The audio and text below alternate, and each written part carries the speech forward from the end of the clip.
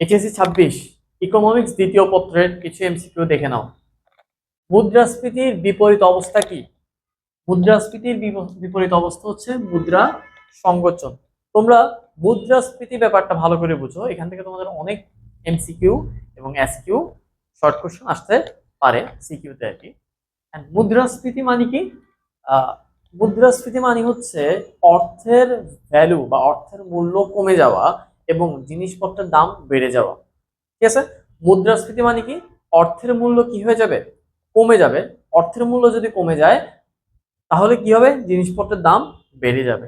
একই রকম এর বিপরীত হচ্ছে কি? মুদ্রা সংকোচন। মুদ্রা সংকোচন হচ্ছে মুদ্রার মান বেড়ে যাবে। মুদ্রার মান কি হয়ে যাবে? বেড়ে যাবে এবং কম টাকায় অনেক বেশি পণ্য পাওয়া যাবে। কেন্দ্রীয় ব্যাংক বাণিজ্যিক ব্যাংককে যে হারে ঋণ দেয়, যে হারে ঋণ দেয় এটাকে বলে ব্যাংক হার নীতি। কি বলে? এক ধরনের নীতি যেটাকে আমরা বলি কি? ব্যাংক হার নীতি। ঠিক আছে, বা ব্যাংক হার যদি এমসিকিউতে যেটা থাকে। মুদ্রাস্ফীতির প্রধান কারণ দেখো, একটু আগে বলছি মুদ্রাস্ফীতি মানে কি? অর্থের মূল্য কমে যাওয়া।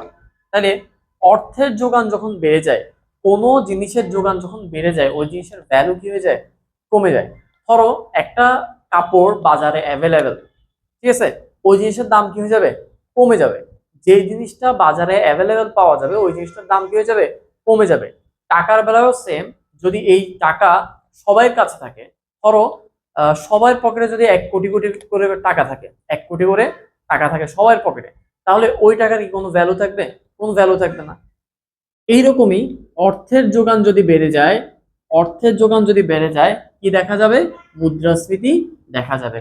এবং অর্থের যোগান যদি কমে যায় মুদ্রা সংকোচন দেখা যাবে।